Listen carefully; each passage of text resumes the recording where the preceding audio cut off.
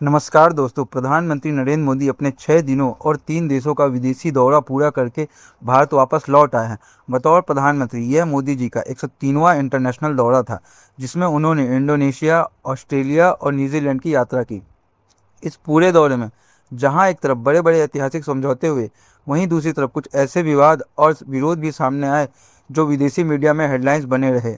इस दौरे की शुरुआत इंडोनेशिया से हुई, जहां 6 से 8 जुलाई तक प्रधानमंत्री मोदी मौजूद रहे। बतौर पीएम मोदी जी का यह इंडोनेशिया का चौथा विजिट था और साल 2018 के बाद यह पहला द्विपक्षीय दौरा था। इस दौरे में दोनों देशों के बीच maritime security, space cooperation, defence, steel supply chain, rare earth mineral जैसे महत्वपूर्ण क्षेत्रों में कुल 14 समझौते पर मुहर लगी। साथ ही भारत की ओर से ब्रह्मोस मिसाइल की सप्लाई और अस्त्र एयर टू एयर मिसाइल को लेकर बड़े डिफेंस पैक्ट भी साइन किए गए। एवं प्रधानमंत्री मोदी को इंडोनेशिया का सबसे बड़ा नागरिक सम्मान बितांग रिपब्लिक इंडोनेशिया आदि पुरान दिया गया। आपको बता दें कि ये वही ऐतिहासिक सम्मान है जो इससे पहले भारत के पहले प्रधानमंत्री जवाहरलाल नेहरू को भी मिल चुका है, और इसका जिक्र इंडोनेशिया के प्रधानमंत्री ने खुद अपने भाषण में किया। Anugerahkan kepada Perdana Menteri India pertama Jawaharlal Nehru juga atas Indonesia के बाद 8 से 10 जुलाई तक प्रधानमंत्री मेलबर्न में रहे। ऑस्ट्रेलिया का यह उनका तीसरा दौरा था और यहाँ सबसे बड़ी कूटनीतिक कामयाबी मिली ऊर्जा के क्षेत्र में। 2 साल से भी ज़्यादा समय से चल रही लंबी बातचीत के बाद आखिरकार ऑस्ट्रेलिया से भारत को यूरेनियम की सप्लाई का रास्ता साफ हो गया। लेकिन कहानी सिर्फ समझौतों तक सीमित नहीं रही। मेलबर्न की सड़कों पर प्रधानमंत्री मोदी के खिलाफ 2 ग्रुप्स के द्वारा बड़े स्तर पर विरोध प्रदर्शन भी देखने को मिले। पहला ग्रुप यह उन प्रदर्शनकारियों का था जो भारत के भीतर ह्यूमन राइट्स और अल्पसंख्यकों के साथ हो रहे व्यवहार को लेकर अपनी चिंता और विरोध जता रहे थे। एवं दूसरा ग्रुप यह पूरी तरह से एक एंटी इमिग्रेशन प्रोटेस्ट था, जहां प्रदर्शनकारी सीधे तौर पर मोदी और वहां रहने वाले भारतीयों को वापस जाओ के नारे लगा रहे थे।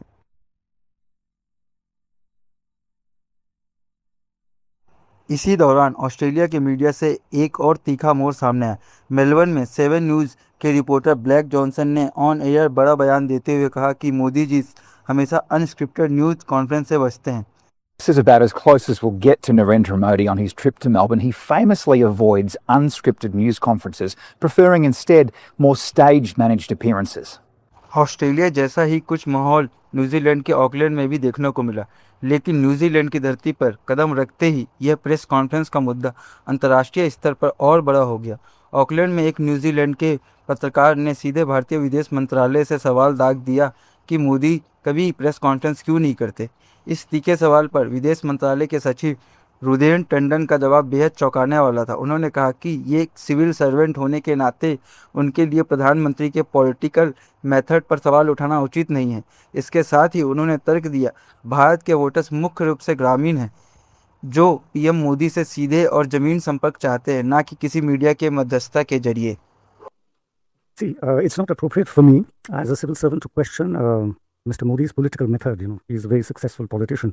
आपको बता दें कि पिछले 2 महीने में यह तीसरी बार है जब विदेशी पत्रकारों ने प्रधानमंत्री से उनके प्रेस कॉन्फ्रेंस ना करने पर सीधे सवाल पूछे हैं। सबसे पहले मई 2026 में नॉर्वे के दौरे पर वहां की पत्रकार हेली लिंग ने यह मुद्दा उठाया था। उसके बाद मेलबर्न में और अब ऑकलैंड में।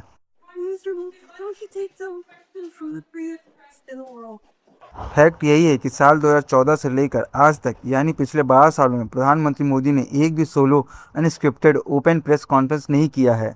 अब बात करते हैं न्यूजीलैंड के साथ हुए समझौतों की। भारत और न्यूजीलैंड के बीच व्यापार, डिफेंस, लॉजिस्टिक आदि को लेकर 10 बड़े एग्रीमेंट साइन हुए, जिसमें मुख्य समझौता भारतीय नौसेना और न्यूजीलैंड डिफेंस फोर्स के बीच हुआ।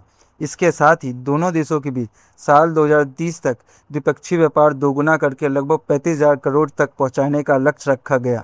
लेकिन इसी को लेकर असमंजस की स्थिति दिखी। पीएम मोदी ने अपने भाषण में जिक्र करते हुए कहा कि न्यूजीलैंड ने भारत में $20 अरब के इन्वेस्टमेंट का कमिटमेंट किया है, लेकिन तुरंत ही न्यूजीलैंड के ट्रेड मिनिस्टर ने मीडिया के सामने आकर स्पष्ट किया कि एफटीए सिर्फ इन्वेस्टमेंट को प्रमोट करने का कमिटमेंट देता है, किसी इन्वेस्टमेंट की गारंटी नहीं।